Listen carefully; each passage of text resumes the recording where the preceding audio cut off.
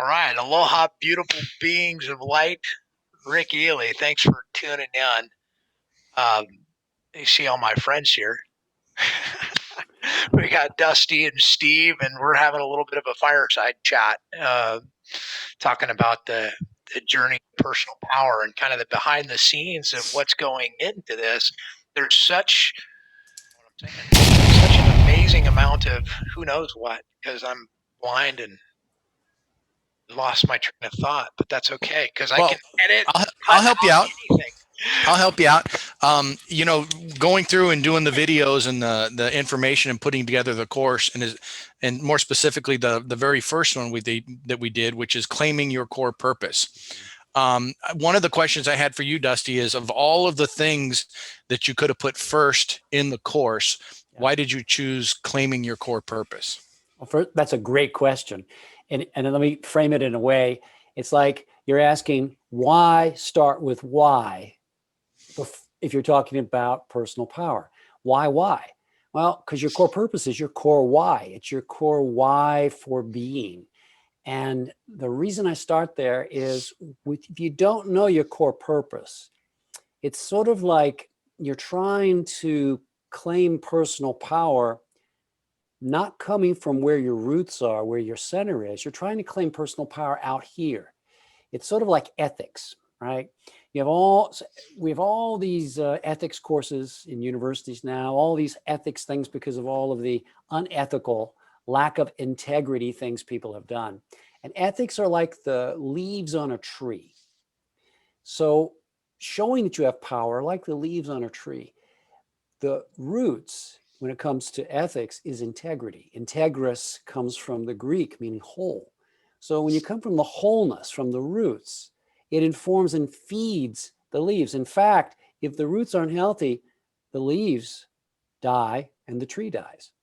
So when we're talking about your personal power, your ability to flex and move in the world, to express yourself, to express what you truly want to, you need to know who you are. You need to know why you're here.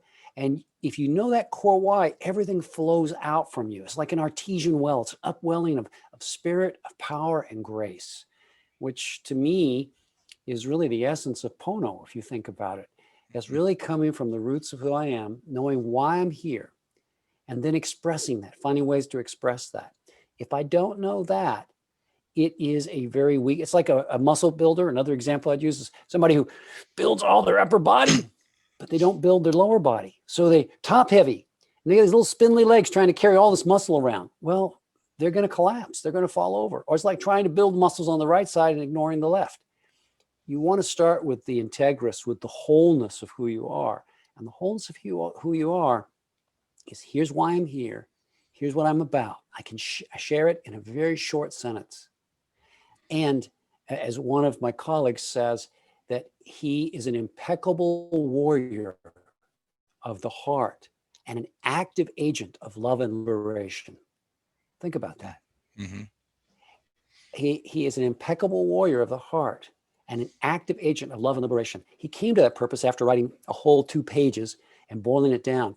And coming from that has upped his power, upped his effectiveness, not only as a consultant and a coach, it also has upped his power in terms of his personal relationships. When you know that purpose and you can state it. It's a great visual. And you know your values. It's just the roots are feeding the tree. Now you have to take care of the tree and the branches.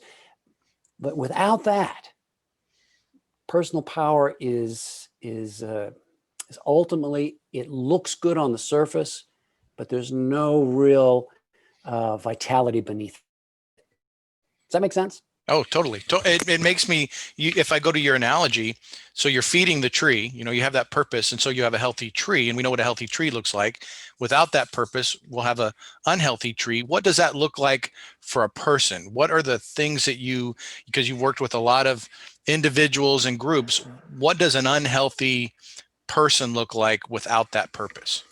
Well, an unhealthy person without that sense of understanding their core why, they either go with the prevailing winds. They are a yes person. They are a pleaser. They're out of control and they're pleasing. They have trouble saying no. They have trouble setting healthy boundaries. They can flap in the breeze, so to speak, or they're rigid. they're rigid and they can't flex. And it's sort of like the story of the cobbler's children having no shoes, or the minister's kids being the ones who are always getting into trouble. Are you expressing the essence of who you are and letting it flow through you?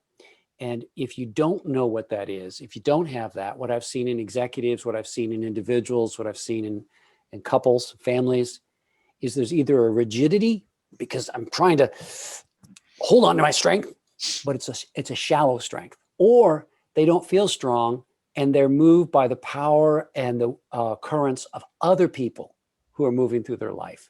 So either being too flexible or too rigid is what I see. Yeah.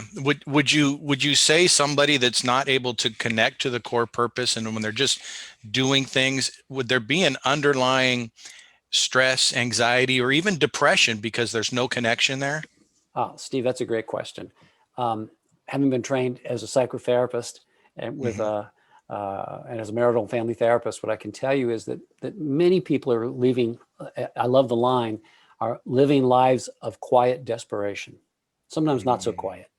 And when you don't know who you are, there's high anxiety because you're now determined by the situations that occur to you. And there's more fear because it's just you individually and your personality trying to cope with the world, as opposed to you coming from a source that is stronger and more vital. Or people get depressed, they feel empty. I've seen people, I've a number of clients over the past who have make 50, $60 million a year, lots and lots of money. And yet they were depressed. All the money in the world, all the toys, all the gadgets, the fancy boats, the jet airplanes, they didn't satisfy their soul. Yes, they were comfortable. Yes, they could buy sex if they wanted to. And some of them did. It wasn't satisfying, didn't satisfy the soul. When you don't know that core purpose, you're at the effect of the world. And no matter how much you gain, no matter how much you achieve, if you're not coming from that sense of this is who I am, this is an expression of who I am from my deepest self, there's a sense of emptiness. And then depression sets in. So anxiety, fear, depression, or anger. This is not the way it's supposed to be. Yeah. Damn it, right? And so people then lash out at those around them. They lash out at the world out of that anger, that frustration, that hurt and the fear. I think part of the reason we have so much drug addiction going on in our country, why we have multi-billion-dollar pills for anxiety, multi-billion-dollar pills for depression. I think all of those are symptoms of people not knowing who they are, why they're here, having that to inform what they do. Yeah. Steve, is it possible that people that don't have, like, if you don't have a purpose, you think you sleep really well at night? Do you sleep really well at night? If I am lacking purpose, am I going to get a good night's rest? That's a great question. I've never been asked that question before, Rick. I never put it into perspective like that. But I mean, you really make me think, Dusty. You get me out of the box, so far out of the box that I got to come up with some crazy stuff. Do you get a good night's rest? Gosh. What's resting? I figured out my purpose when I was 32. So that goes back 38 years, right? And it's been that my purpose has informed everything I've done for the past 38 years. Before that, I think I slept okay, although I had a lot more dreams of anxiety. I had a lot more tension. I had a lot more frustration and anger in my life. And once I figured out my purpose, I was much more at peace. So I would imagine that someone who really knows their purpose is going to sleep better if they are acting on that purpose every day. So a secret here is, you know your purpose, you put it on your screensaver or you put it on your phone, and it can pop up every 4 or 5 minutes that says, this is who I am. It's what I'm about. It's a reminder. You put it on your bathroom mirror. Look at it first thing in the morning. That's who I am, what I'm about today. Look at it last thing at night. How'd I do today? So if you keep it present in what you're doing, then I think that not only will you sleep better, you're going to be living a life that's more on purpose, on track, and you're going to feel more powerful. Dusty, I just want to be okay. Like, I just want to be okay. Like, I just want to be okay, not not so extravagant and I don't have to be the best, biggest flash. I don't have to be any of that, but I just want to be okay. Yeah. I really just want to be able to be in that flow of life and feel at peace. I have purpose. Am I going to get to peace? Yeah, I think so. I think so, Rick. If you know your purpose and you know this is why you're here, and you understand what those 4 bumper guards, those guiding values are that really reinforce that sense of purpose for you, then what happens is you're going to feel more at peace. And it doesn't have to, grandiosity has nothing to do with this. It's not about saving the world. It's really about enjoying your life and having that deep experience of the meaningfulness of being here. And what purpose does is give you that deep sense of meaning. So a deep sense of meaning, there was a wonderful play called The Rainmaker. And there's a character in there named what's a star? I can't remember. Starbuck. Starbuck is his name, and he's a rainmaker, and he speaks really big, and he's got these grandiose visions. And there's this spinster. She's in danger of becoming a spinster, named Lily, and he's saying, you're thinking too small. You got to think big. And she says, my dream is someone saying, I love you, having children, a husband, a home. And Starbuck realizes his grandiose vision isn't hers. Her vision, her sense of herself is someone who nurtures and loves. And it's that smaller container, yet just as important and maybe even more important than the grandiosity. And I think grandiosity is often a sense someone doesn't know who they are or what they're about. One thing and I was just thinking of here in putting together this process. A lot of times people put together these self-mastery programs and they talk about setting your goals and all that. And as I'm listening to you, that's putting the cart before the horse, because what good are all of those goals if you've not sat down and taken the time to claim your core purpose? Yeah.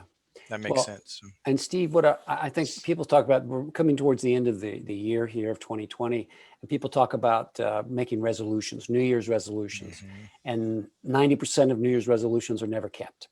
Yeah. And I think it's because the New Year's resolution is you're setting a goal or a resolution without really informing it with who am I, and is this an expression of my deepest self?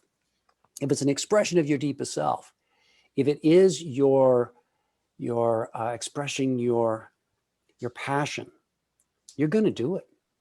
And so I think the first thing is most people, and this is true for most executives I've worked with and most organizations, and probably more than 95% of the people out there do not know their core why, do not know their core sense of purpose.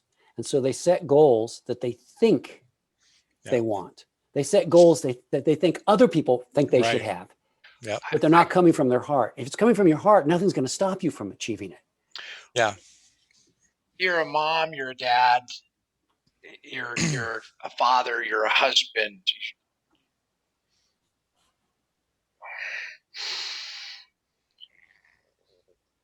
Why is this so difficult? Why is this so difficult? Because my identity is wrapped up in that. I'm this. I am this, and I have all of these responsibilities with those pieces of that identity. And you come back and go, well, what's my purpose? My purpose as a father, my purpose as a husband, my purpose as an entrepreneur, as a business person, as a provider of my family. Organizing all of those things in a way that makes sense for me to get up and be the highest ideal of me. I just want to face the reality here, Dusty, and this is just my own reality. I need a reason to get up. Yeah, I got to have a reason to get up, man, because I know that if I don't do the work early, if I don't master my mind, master my heart, get to the deep center of that place, what's going to follow I'm not going to be fulfilled. I'm going to go throughout that entire day with that same game, because that's the foundation for what and the same is true with your purpose then. Is that right? If Do you have to relive this every day? Yeah. Mm. Yes. Yeah. Boy, that's such a heartfelt question, Rick. I love it. And what I would say is that, you know, a core part of my identity has been a father of 3 now adult children, with my baby being 25, being married for more than 33 years, being an author of 4 books, successful company for 30 years, a consultant, et cetera. All of those are part of my identity. And yet those aspects are informed by my deeper sense of being here. So let me say this. I could say, you say, well, my purpose is to be a great father. Okay. Now, what's underneath that? What are you expressing by being a great father? All right. There's something deeper. There's a core purpose that informs being a great father, being a loving husband or a loving spouse, to be a boss who builds a workspace where people's souls can thrive. So many workplaces are soul killing or soul deadening. And work can be a place where spirits can soar if it's heart centered. And you said something about mastering the heart, mastering the mind. Most people try to master their minds and they neglect their heart. And what I've discovered, and this is, gosh, over 40 years of working with people now, and 30 years running my own business, and everything behind all this is that if you don't engage the heart, you never really realize the full potential of what the mind can give you. The mind should be a servant to the heart. The mind should be in service to the heart. Our society puts the mind at a higher place. And look, it's poisoning the planet. It's destroying souls. Look at the political spectacle in Washington, D.C. That's all mind-centered. When we let the heart inform us, the deeper self, if we know who we are, we know what our purpose is, it informs and infuses everything. So my core purpose is coming from my deepest heart, inviting everyone I meet to come from theirs, so we can be our authentic, whole selves. Guess what? That informs my father. I love my kids. And I love them even I didn't know that, but I'd be kind of bumbling around without having that sense of, here's what I'm doing. I'm coming from my deepest heart. I'm inviting my kids to come from theirs. I want to model that. It makes me a better father. It makes me more joyous. You know, even when we've had heartbreaks, we had real struggles with the kids at different times, different ages, and almost went to despair. And I say, well, is this my deepest heart? No, I can go deeper. Am I inviting the best from them? No, I can invite more. So what the purpose does is it gives you the strength. It gives you those roots. It informs what you do so you can be a better father, a better mother, a better spouse, a better friend, a better boss, a better colleague, a better employee, a better creator of life itself. Does that help? Immensely. Yeah, immensely. And I'm enjoying the journey, along the way. It's best spent with friends. This is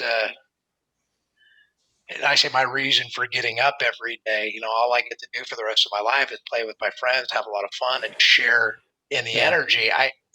It sounds silly, but it's a life without a whole lot of internal angst. Yeah. Because it gives me a sense of balance in this, and in this world, in today's world, where we're experiencing, let's face it, everywhere you go, somebody's wearing a mask, right?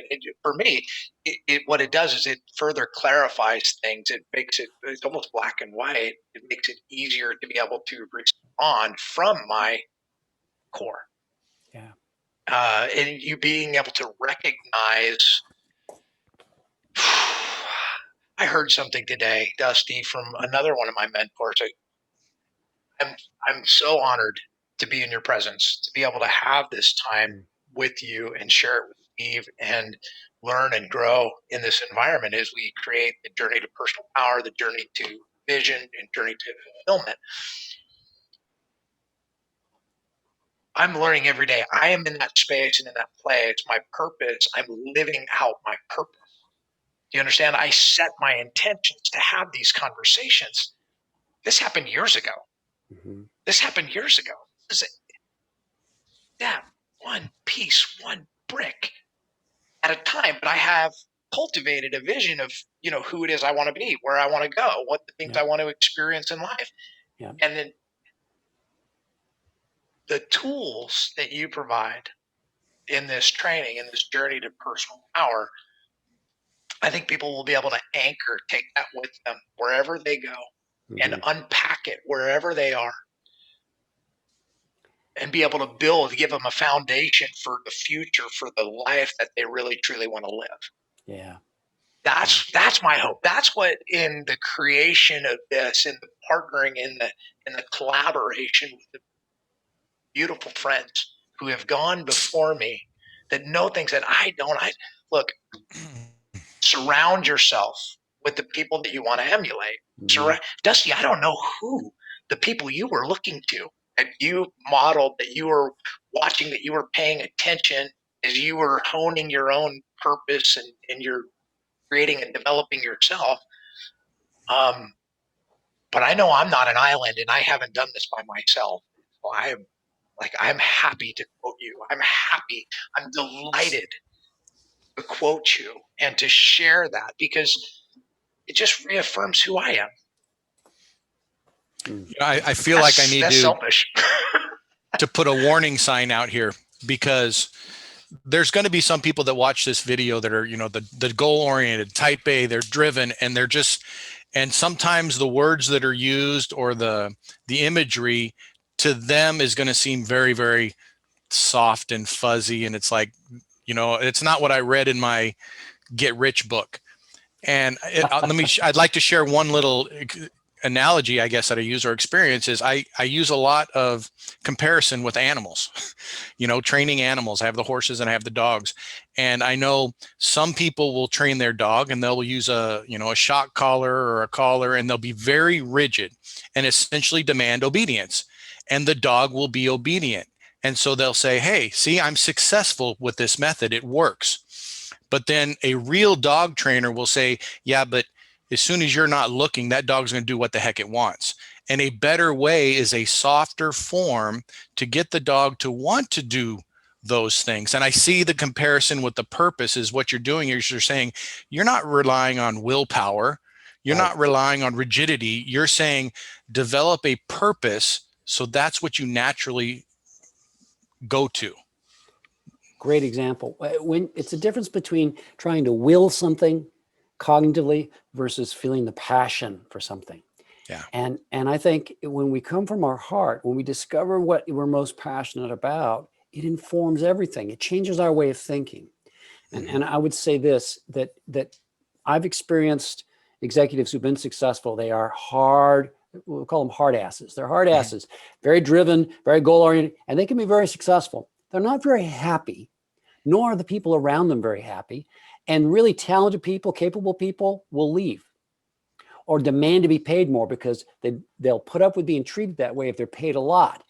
But you never get the full engagement, the full imagination, the full creativity. So you're leaving tons of money on the table because you don't have that sense of, I'm involved, I'm here, let me tell you how we can do this better. You've got, yeah, I'm showing up, pay me more, and maybe I'll give you a little bit more. And so it's that difference between love versus fear. It's a difference between passion versus discipline. And I'd rather go for love and passion than fear and discipline. Yeah. Yeah.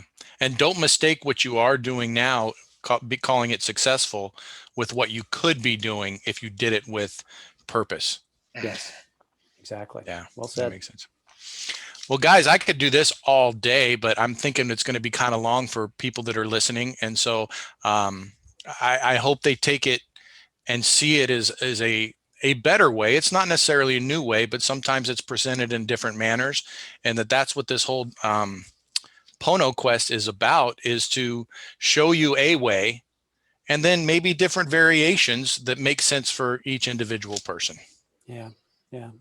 And thank you. This has been fun. I love this dialogue. I'd love to do more of this, sitting around the imaginary fire, the fire of our computers and the electricity, so that we can talk about this. And I just will tell you that people talk about fear being a great motivator. Yeah, it is. Even greater than that is love. People will put their lives on the line. People will do amazing things out of love, out of compassion. And so the key here is, are you coming from your deepest passion? That's core purpose. Are you inviting people to engage with you out of a sense of respect, compassion, even love? Or are you trying to do it through only discipline and fear, out of sheer intellect as opposed to the full wholeness of the person, right? Yeah. That's what we're about. Yeah. So the Journey to Power, we actually have a group session starting on January 4th, 2021.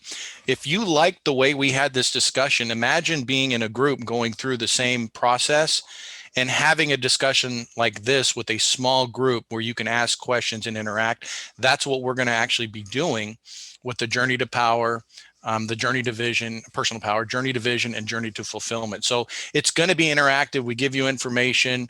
Dusty does a lesson for each section, and then we do have personal interaction that we're going to do in groups.